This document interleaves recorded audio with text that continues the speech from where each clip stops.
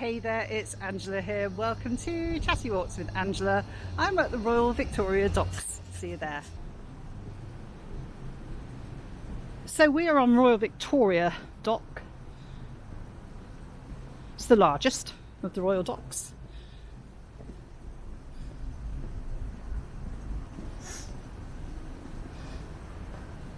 And you can see they've really sort of kept elements of its old past, its old history along here with these great big cranes. Just going to point you in that direction. We'll be walking down there in a sec. And then towards the, there you go, Greenwich Peninsula, the O2, and Canary Wharf behind, with the cable car in the background.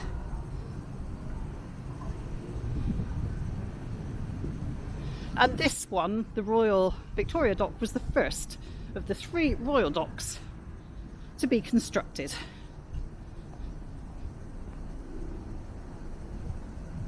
It was the first London dock to be designed specifically to accommodate large steamships. It was an immediate commercial success, as it could easily accommodate all but the largest steamships. Biomatrix floating ecosystems. They provide the support structure to bring life and vitality to water bodies with hard edges and limited ecological function.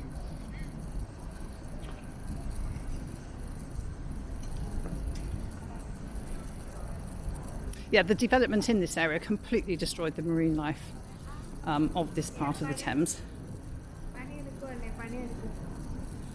So, you know, part of the redevelopment is to try and bring some of that biodiversity back. There is, I think, an eco park just the other side of the river from here. In 1860, this place could take over 850,000 tonnes of shipping a year, well outperforming its rivals like St Catherine Docks. Also the first to use hydraulic power to operate machinery, and the first to be connected to the National Railway via a line which ran between Canning Town and North Woolwich. These things are enormous. Look at that. It's making me dizzy actually looking up at it. Eee. And back down again. So they handled, amongst other things, frozen meats, fruit, butter and tobacco, as well as general goods. And during the 1926 general strike, they had some 750,000 frozen carcasses that were going to rot because the electrical power was cut during the general strike. 2 Royal Navy submarines saved the bacon by connecting up their generators to keep the freezers going.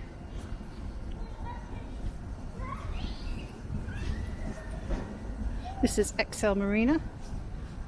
As I say, I don't know if any of you have been to the ExCeL. Could we sort of, this is an Ibis we're next to now. Whenever we go to the ExCeL, we seem to end up walking literally from one end of it to the other, just to find where on earth we're trying to go. A big ass boat here. Sunborn London.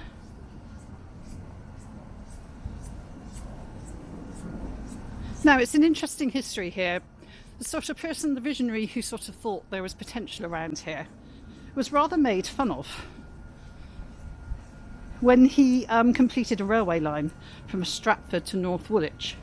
And they actually called his railway line Bidder's Folly. His name was George P. Bidder, Victorian engineer, very well known. And this was obviously, as is always the case in the area around the rivers, marshland, but he saw the potential and he bought loads of it, loads of marshes from Oak Creek to Galleon's Reach, and called the area Land's End. And soon his investment showed a handsome return. Land was sold for docks and factories along the river. So these are nice, kind of wharfy. I think this is called Royal Victoria Square.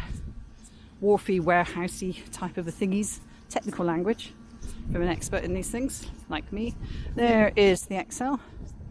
There's a decent place that does breakfast just over there somewhere when you're waiting for it to open up some mornings.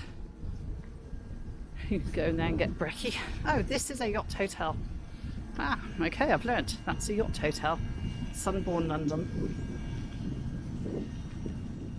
Now, factories became much more popular along here because the Metropolitan Building Act 1844 prohibited harmful trades within London. So guess what they did? Moved all factories over here. And that, along with shipping, factories and shipping, busy, busy, busy. Okay, Sunborn Ship Hotel. That's fascinating. Didn't know that was there.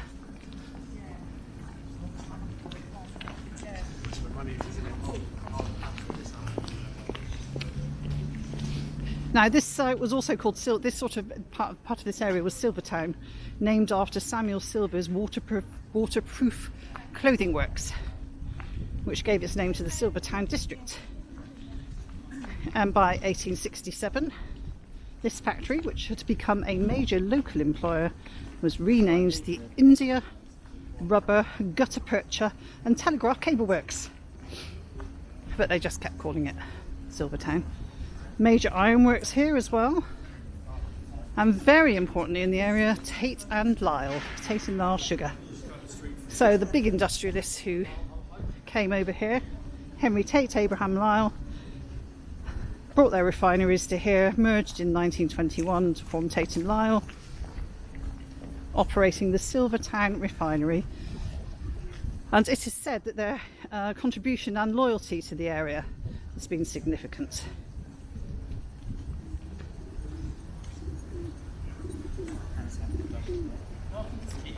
You see the sun's quite low in the sky. Not quite sure what the time is now. I'm guessing it's around 3ish in the afternoon, something like that. That's a guess based on when we had lunch and our trip on the cable car.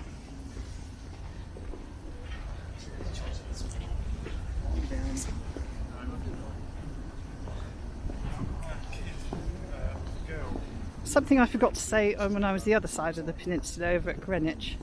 So there's a massive whaling operation here. Whales are a huge source of oil and stuff for lighting.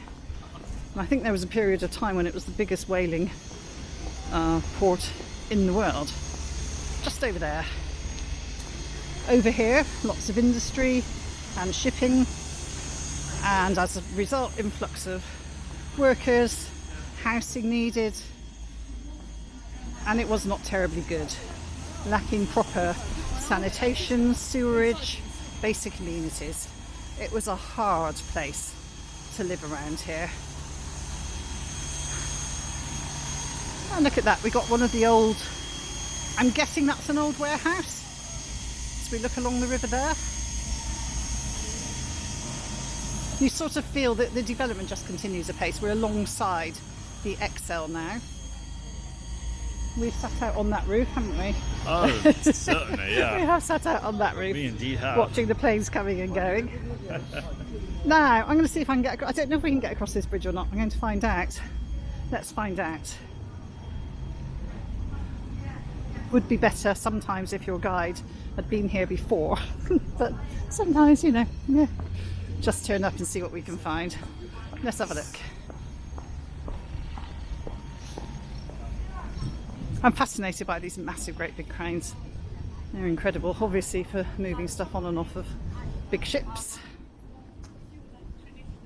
Let's have a look. Let's see if there's any way I can get up on the footbridge. I will find you again in a sec. Okay, yes, the footbridge is accessible. There's a lot of steps, so that you didn't have to hear me plodding away, gasping for breath. We rejoin at the top of the steps. Whew. Okay, here is our view. ExCeL, Some old warehouses, said hotel ship, yacht, whatever. Views along the river towards City Airport. You can actually see the runway from here. And we're going to walk across here. Which side? I'm going to choose the right hand side. Felt like Mr. Ben for a moment there. Ooh, yep, got the City of London and Canary Wharf, one in front of the other. And then we got this redevelopment here, sort of warehousey style, I'd say they've been built. And as I pointed out just now, we've got another warehouse over here. Not only were the housing conditions not brilliant here, but a lot of the industry was unhealthy or dangerous. And on 19 January 1917, 50 tonnes of TNT blew up in the Brunnermond & Co works in Silvertown. And it was loud. Greatest explosion in London's history. The noise of the blast could be heard as far away as Southampton and Norwich. Upwards of 70,000 buildings were damaged, 73 people were killed. They also, on the other side at Greenwich, they had a magazine too. That got moved. I think the locals weren't that happy about it. Fast forward to 1988 as the docks got killed off by containerisation, changes in world activities. 1988, Jean-Michel Jarre. Do you remember Jean-Michel Jarre? You have to be a bit older for Jean-Michel Jarre, I think.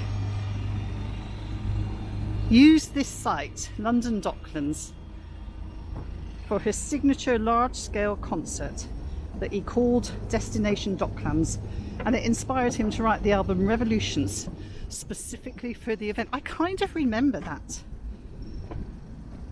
And then the London Docklands Development Corporation, all sorts of politics involved. They took over the redevelopment. Most original buildings demolished, but as you can see from me pointing the camera around, some left up.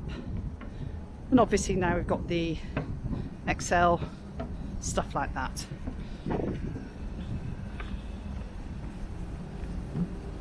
Still work in progress. You can always feel when you're in this area. Very much work in progress. Bound to be, isn't it? And now, now I have to take the stairs all the way back down again. And I don't know about you, but I actually find walking up easier than I find walking down. I'll just do you a quick panorama before I walk back down the stairs. I'll see you at the other end.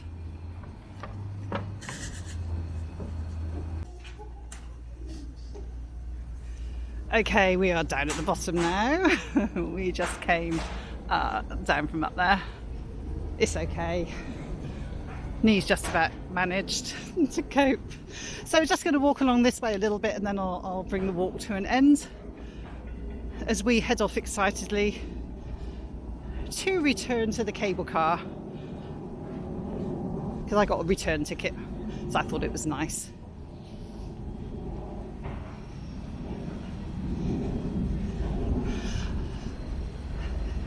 Just having a look at these buildings here. As I said, they're kind of done a little bit sort of in keeping-y-ish.